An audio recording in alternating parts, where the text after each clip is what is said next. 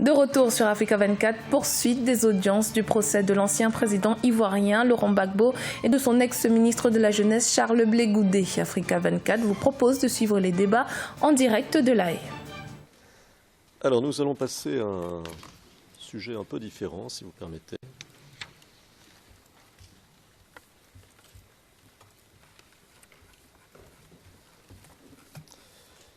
À une question du procureur, vous avez répondu, et la référence c'est page 43 des transcrits français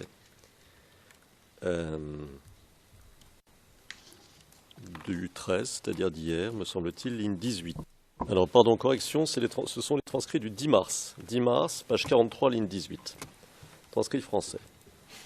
Alors, et je vous cite. C'est à Abobo-Gare qu'il y avait beaucoup de tueries de la part du commando invisible, et donc il fallait une mesure administrative ou militaire pour empêcher cela. Fin de citation.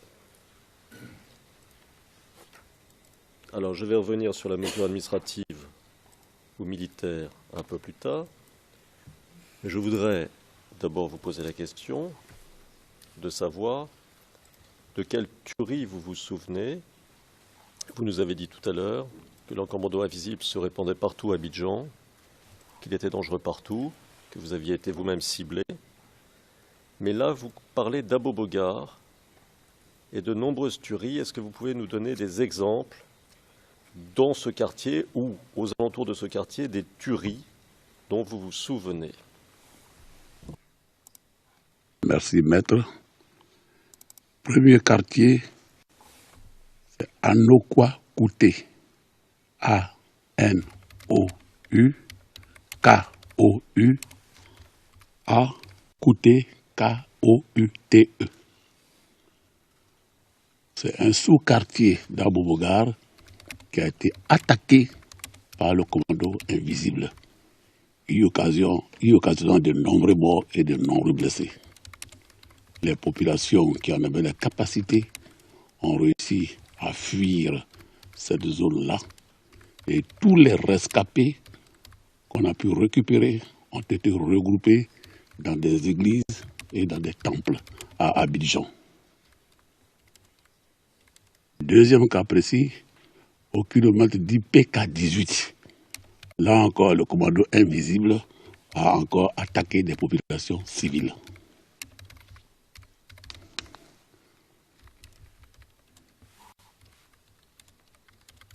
C'est tout, maître. Deux cas précis. D'accord. Et ces populations, devant ces attaques, qu'est-ce qu'elles ont fait?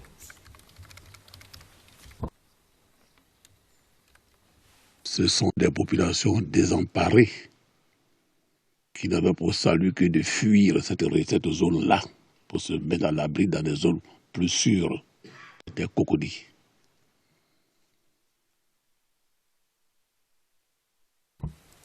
D'accord. Donc vous disiez, face à ces tueries, toujours c'est je reprends le petit extrait que j'ai cité, il fallait une mesure administrative ou militaire pour empêcher cela. Et vous faites référence à ce que vous disiez 2 lignes plus haut, le même jour, à propos du couvre-feu. Je vais vous citer. C'est donc transcrit français du 10 mars, page 43, ligne 16.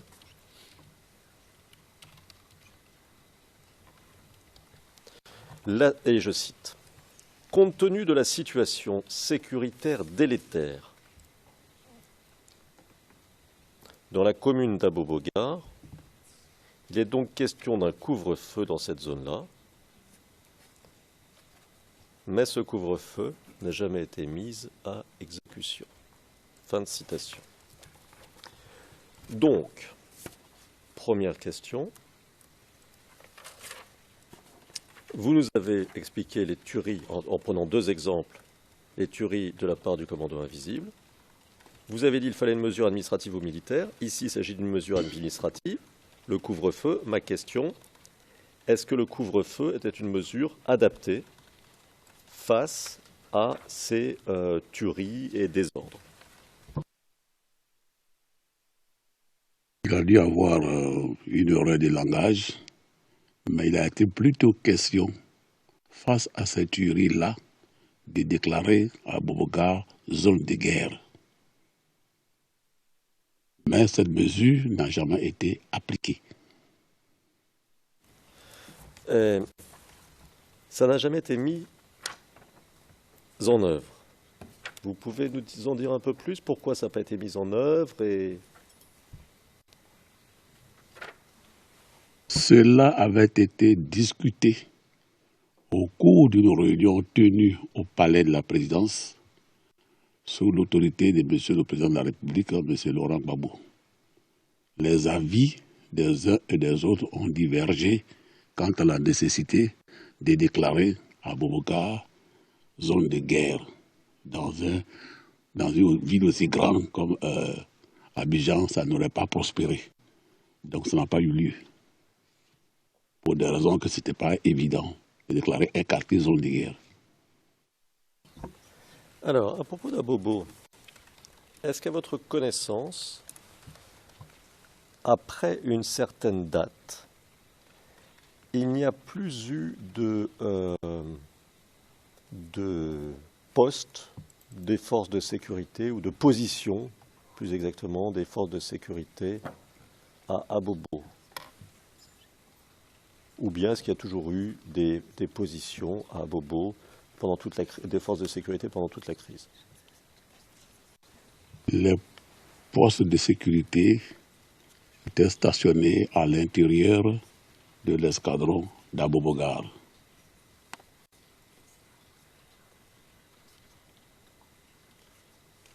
Et au niveau de la Maka, pour empêcher la progression observée du commando invisible vers Abidjan centre.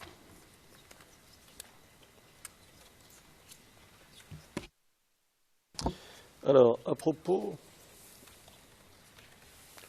du commando invisible et d'autres groupes armés pendant la crise, avez-vous été informé en tant que commandant supérieur de la gendarmerie,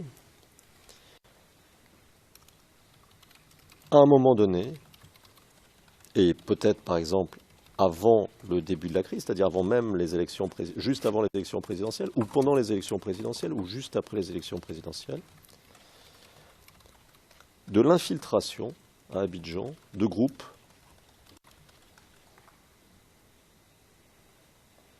organisés qui devaient déclencher à un certain moment une attaque? Je n'en ai pas eu connaissance, mais avec la présence du commando invisible, ça laisse supposer donc qu'il y a eu des infiltrations au préalable et qui s'est donc réorganisé en commando invisible pour mener des attaques.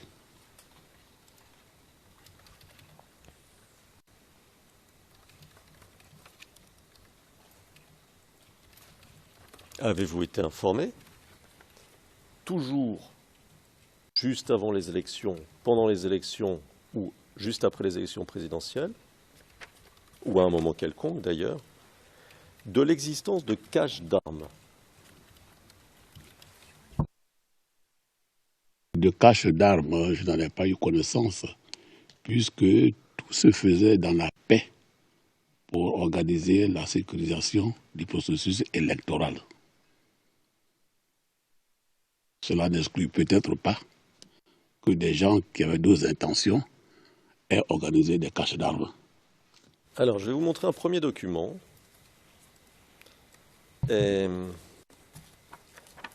qui est référencé CIVOTP 0043 04 10.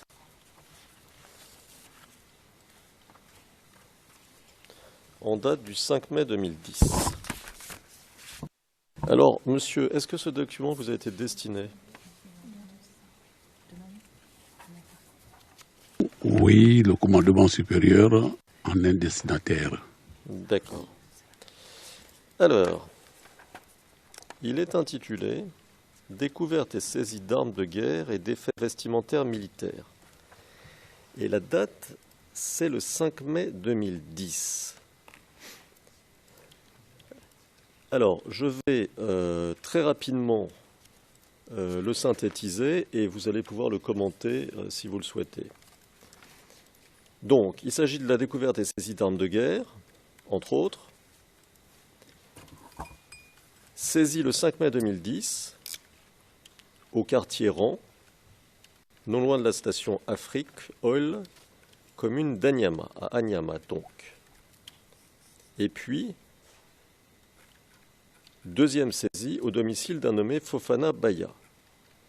Et on parle de RPG, de SIG, de pistolets mitrailleurs, de Kalachnikov, bref, de nombreuses armes, de roquettes anti-chars, de roquettes antipersonnelles, de toutes sortes de munitions, et de 4 cartons contenant différents treillis de l'armée, de la gendarmerie et de la police. Alors, est-ce que vous vous souvenez de cet incident particulier, de la découverte de cette cache d'armes? Je ne m'en souviens pas du tout.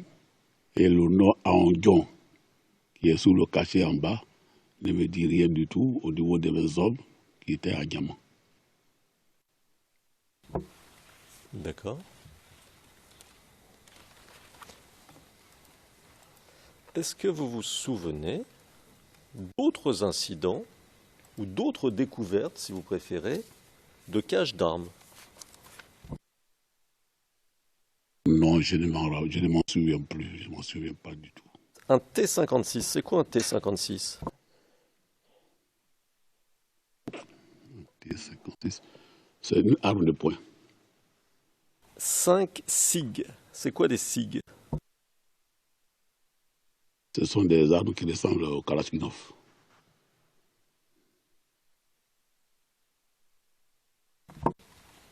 Deux AK-47, c'est quoi un AK-47? C'est des Kalash. 3 PM MAT 49, c'est quoi? Pistolet mitrailleur. D'accord. Et il est fait mention aussi de 414 tenues treillis. Bon. Première question, monsieur. Vous souvenez-vous de cet incident particulier? Je vais reformuler. Vous souvenez-vous de la découverte de cette cache d'armes particulière?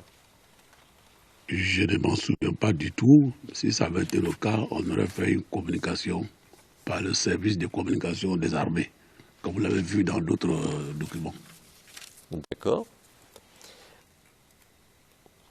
Alors, pour que tout soit clair, je vais demander au greffier d'aller à la seconde page, comme ça vous pourrez la lire. Et peut-être qu'en lisant le libellé de la proposition, peut-être que la mémoire vous reviendra si jamais vous avez lu cette fiche. Alors lisez tranquillement le document et puis nous en parlons. Alors, est-ce que cela vous rafraîchit un peu la mémoire? Est-ce que vous vous souvenez de cette découverte particulière d'une cache d'armes ou pas plus que tout à l'heure? Pas plus que tout à l'heure. Si ça avait été le cas, l'individu, on l'aurait déféré. D'accord. Nous allons nous placer cette fois-ci un petit peu avant la crise de 2010, plusieurs mois avant, mais pas très longtemps. Que saviez-vous, en tant que commandant supérieur de la gendarmerie, d'un recrutement éventuel de mercenaires au Burkina? Avez-vous eu des informations sur un recrutement de mercenaires au Burkina dans les mois qui ont précédé les élections présidentielles ivoiriennes de 2010? Non. D'accord.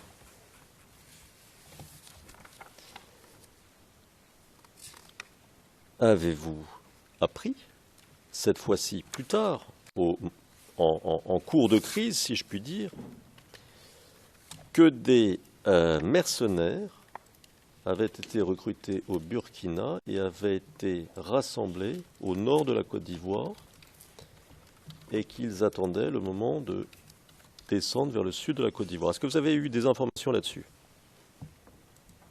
Non, je n'ai pas d'informations, puisque je n'avais pas d'éléments informateurs au Burkina Faso. Puisque c'est une période de paix normale, je n'ai pas d'informations, s'il vous plaît. D'accord. Alors je vais reformuler un tout petit peu parce que je vous ai posé deux questions un peu différentes et je crains de n'avoir pas été assez clair. Alors, c'est vrai, ma première question c'était recrutement de mercenaires au Burkina en période de paix avant la crise. Quelques mois avant les élections présidentielles, vous avez tout à fait raison.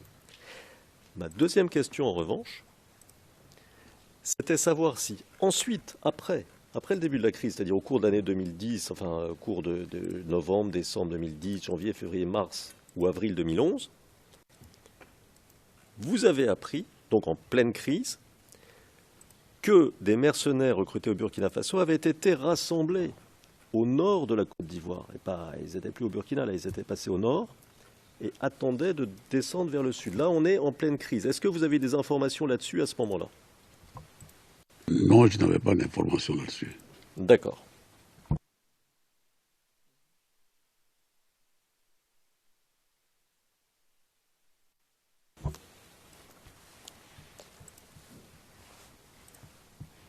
Avez-vous eu à un moment quelconque des informations sur le fait que les services spéciaux français organisaient des troupes pour descendre dans le sud de la Côte d'Ivoire et mettre en place le président que la commission électorale avait dit élu, Alassane Ouattara? Non, je n'ai pas d'informations. C'était en direct de La Haye, la retransmission du procès de Laurent Gbagbo et Charles Blé Goudé. Restez sur Africa 24 dans un instant, une nouvelle édition de l'information.